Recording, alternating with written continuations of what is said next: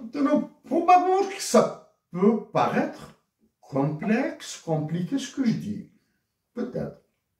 Maintenant, je vais le ramener un peu plus terre à terre.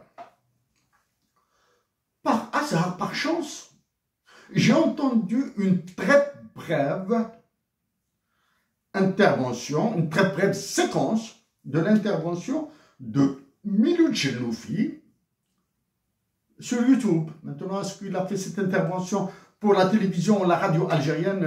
J'ignore, je ne regarde pas ces détails-là. Miloud Cherloufi, professeur à l'Académie militaire, à l'Académie royale militaire du Canada, Force armée royale du Canada. Il est professeur là-bas. Donc, il vit à Toronto. Miloud Cherloufi, je l'ai rencontré et j'ai discuté avec lui. Miloud Cherloufi, d'abord, mes salutations les plus fraternelles. Suis-je prêt pour un débat carabiné avec toi? Oui, je le suis. Je le suis.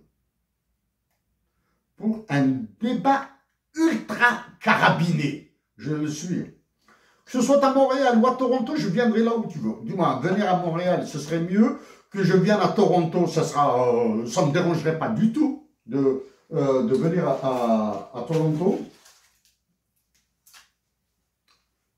Faire un débat carabiné avec toi. Dans quelles conditions nous nous sommes rencontrés? C'était lors de l'une de tes conférences à la Place des Arts à Montréal. L'année 2013, 2014, je ne me souviens plus, en tout cas ça remonte à une dizaine d'années.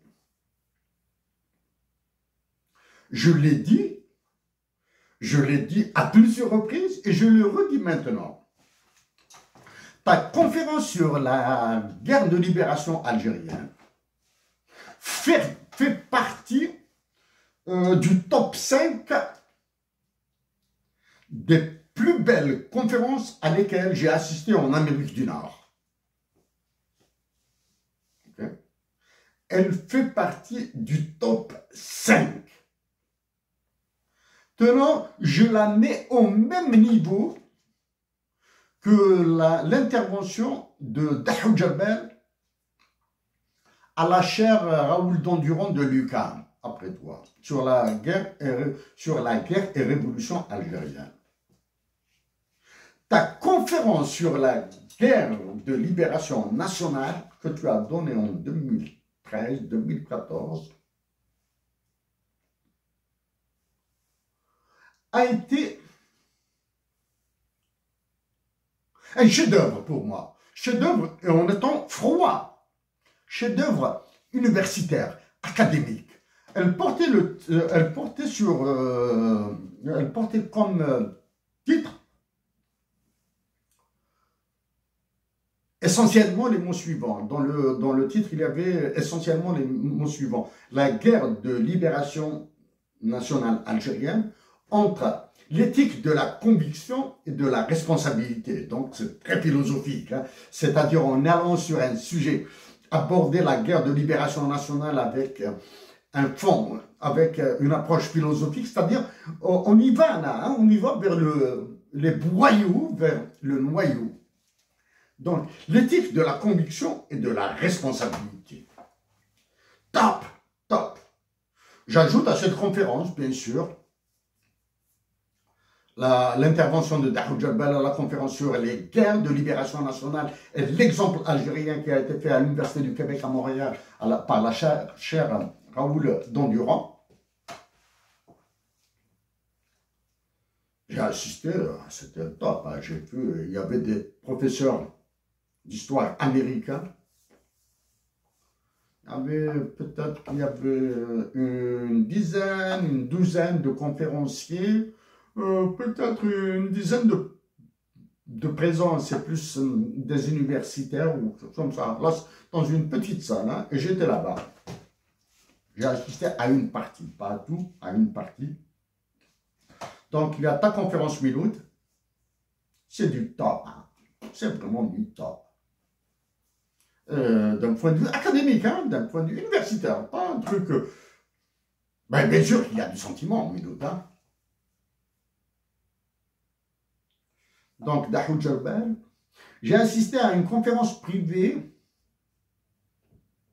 à l'Université de Montréal, non publique. J'étais introduit par deux professeurs qui m'ont introduit. Ils m'ont pris avec eux. Conférence, il y avait une vingtaine de personnes dans une assez grande salle d'un bloc administratif de l'Université de Montréal. C'était sur l'initiative Obori, One Belt, One Road Initiative. Le conférencier était un Américain d'origine française. C'était immense. Là, c'est là où on voyait l'Algérie. Donc, ça, c'est la troisième conférence.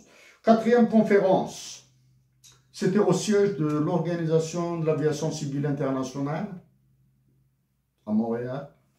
C'est de l'organisation, au siège. Hein. J'ai manœuvré, au lieu de payer 500 $, j'ai payé 5 ou 10 $, quelque chose comme ça. Au lieu de payer 500 $, j'ai payé 5 ou 10 $, comme ça j'ai assisté une journée. Il y a une autre série de conférences, parmi lesquelles je cite comme ça, de tête, Éric Pinault, le professeur Éric Pinault. Docteur en économie et en sociologie à l'UQAM, il est professeur à l'UQAM. J'ai assisté à une de ses conférences, à un cours plutôt, à un cours conférence il y a assez longtemps. C'était du top. C'était du top. C'était en 2012, 2013, quelque chose comme ça, 2012, 2013. À la fin, en tête à tête, je lui ai posé la question. En 2012, je l'appelais Eric. Eric, s'il te plaît, est-ce qu'il y a une guerre des monnaies maintenant en 2012? Il a fait ça. Il s'est gratté la tête, il a tiré les cheveux. Vous connaissez mon nom, shérif? Est-ce qu'on pourra parler après de ça? Ça, j'ai eu la réponse avec un économiste directeur à Citibank, New York, etc. Je passe sur ça. Ça, c'est une autre conférence.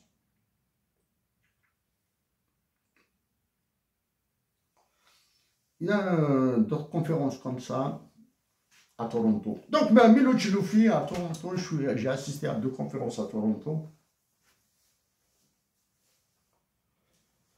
Miloud Chiloufi, donc je reviens vers toi. Dans l'extrait de ton intervention que j'ai écouté sur YouTube, voilà, à propos de la position de l'Algérie défendue par les clowns qui sont au Conseil de sécurité de l'ONU, par les clowns algériens qui représentent l'Algérie auprès des Nations Unies à New York et qui parlent en son nom au Conseil de sécurité de l'ONU. Tu as dit que la position algérienne vis-à-vis de l'extermination du peuple palestinien, du génocide dont est victime la nation palestinienne, ils n'ont jamais utilisé les mots extermination et génocide. Hein. Les clowns qui sont à conseil. Tu as dit que c'est une position courageuse. Ça, je le dis bien. Hein. Position courageuse. Quand j'ai entendu position courageuse, j'étais choqué. J'étais choqué. Pourquoi étais-je choqué? Mais non, c'est pas toi. Hein. Je suis prêt à débattre avec toi. Hein. Je suis prêt à débattre avec toi. Choqué. D'abord, as-tu profité de l'ignorance de la personne qui t'a interviewé? Probablement. As-tu profité du caractère généraliste de ton affirmation? la position de l'Algérie est une position courageuse, j'ignore.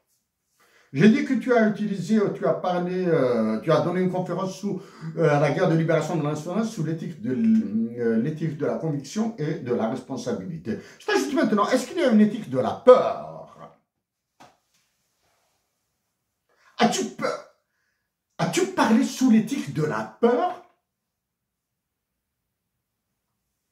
De déplaire aux généraux algériens qui pourraient t'envoyer en prison immédiatement. Il dit presto, hein, sine die, hein. T'envoies en prison immédiatement. D'accord?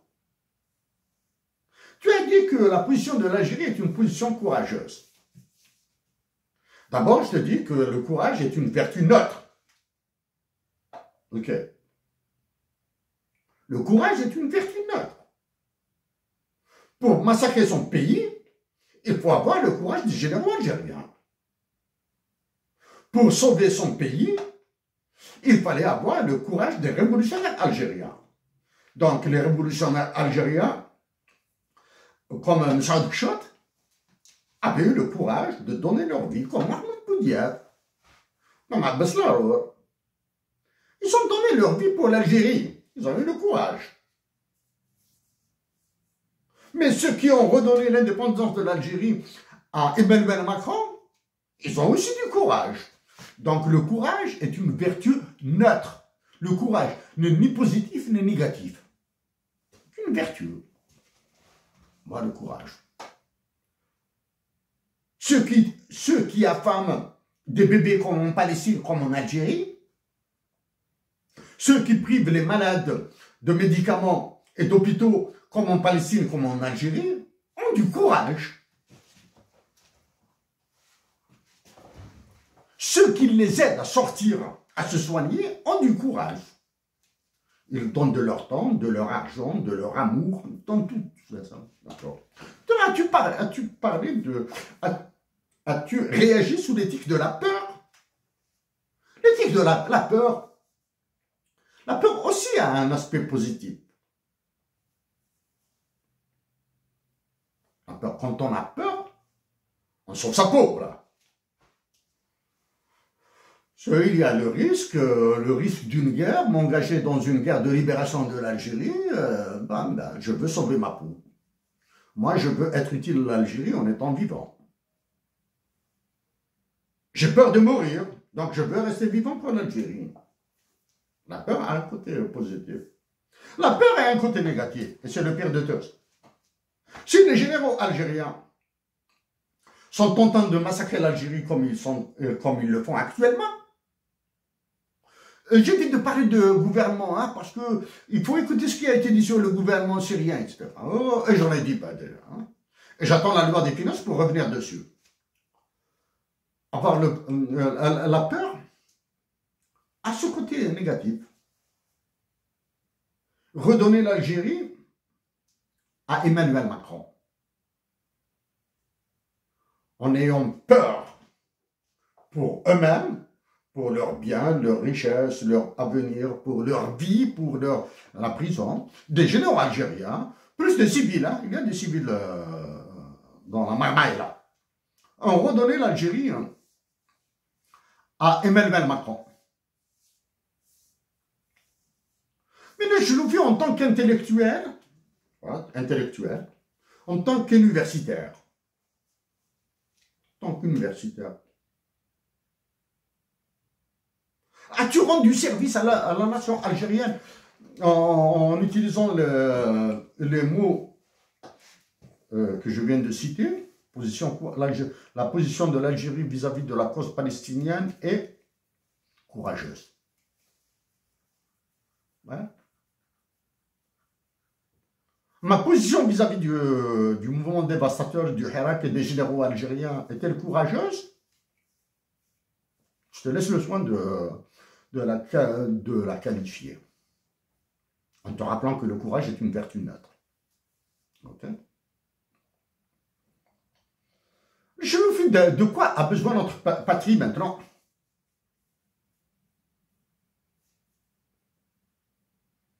Elle a besoin du réveil de ces élites universitaires, élites académiques, pour lui dire la vérité nue. Une vérité nue. La voici telle qu'elle est. Exemple de vérité.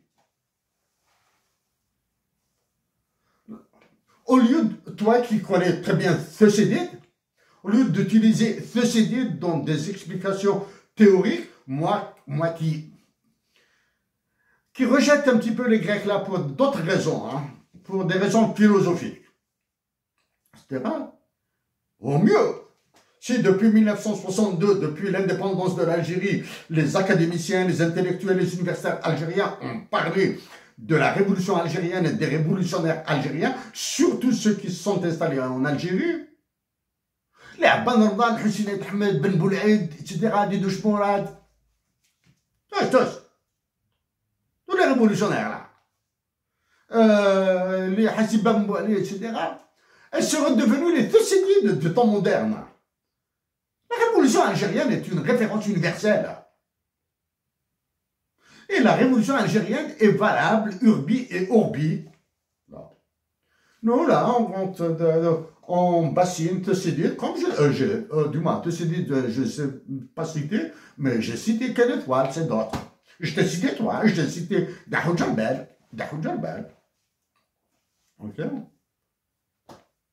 Je me suis fait un devoir de tirer à boulet rouge sur Benjamin Stora et Xavier Drioncourt. L'Algérie a besoin d'une vérité nue. Exemple de vérité.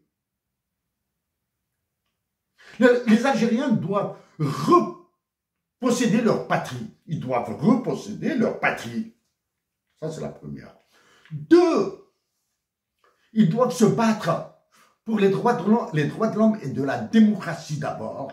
Voici les 3. Si tu ne possèdes pas ta patrie, tu ne peux pas aller plus loin là, pour les droits de l'homme et la démocratie. Il faut dire aux Algériens là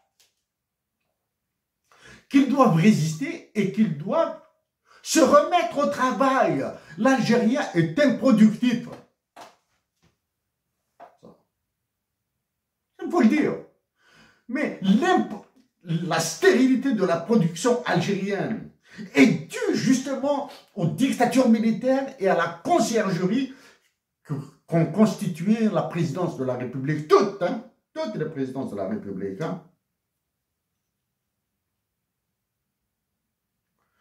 L'élection présidentielle des années 90, souviens, contre Hussein Ahmed, a eu une attaque cardiaque en Algérie. Il y a de quoi être fataliste. Si Hussein Ahmed et Mohamed Boudiaf ont échoué, alors qu'un général a régné sur l'Algérie en la massacrant, on la donnant aux autres. Le général là qui habite Batna, là. Il est au silence maintenant. Alors que des généraux peut-être que l'armée algérienne est celle qui compte le plus d'officiers généraux en prison dans le monde. Voilà, Miloud, pour les mots que j'avais à te dire. Miloud, bon, je suis prêt à débattre avec toi. Hein. Je te rappelle, combien de fois t'ai-je contacté à Toronto pour organiser des conférences sur ce qui se passe en Algérie et en Afrique du Nord? Combien de fois t'ai-je contacté pour organiser des conférences universitaires? Crois-tu que dans mon intervention, dans le cadre d'une conférence universitaire de l'Algérie, j'irai vers ces termes, mais autrement, en présentant des chiffres, en présentant des structures politiques, en présentant des théories politiques. Mais sans citer des généraux comme ça, là, citer un général, ça m'emmerde. Le langage que je suis en train d'utiliser actuellement m'énerve. Je le vis, moi, je suis passionné par le théâtre, un peu moins que la peinture. Toi, tu aimes la peinture. Je suis intéressé par le théâtre engagé, par la littérature qui fait mal, qui donne des mots de tête. Je suis intéressé par, je suis passionné par les mathématiques, pas par cette connerie-là.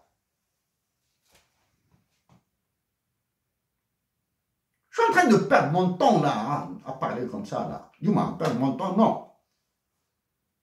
J'espère faire gagner du temps aux Algériens, même si je perds le mien. Mais maintenant, dans cette dernière partie, je t'invite humblement à écouter à ce que je vais dire à Emmanuel Macron. C'est lui,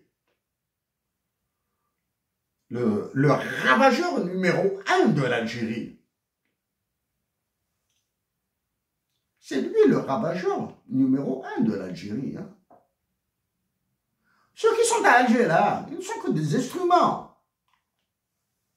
Écoute là.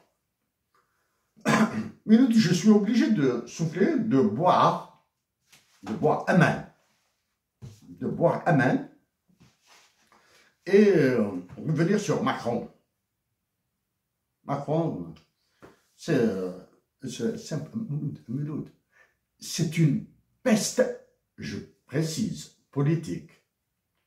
Emmanuel Macron est une peste politique. Emmanuel Macron est un cancer, C-A-N-C-E-R, diplomatique. Je t'invite à écouter ce que je lui dirai, parce que c'est depuis 2016 que je suis en guerre avec lui.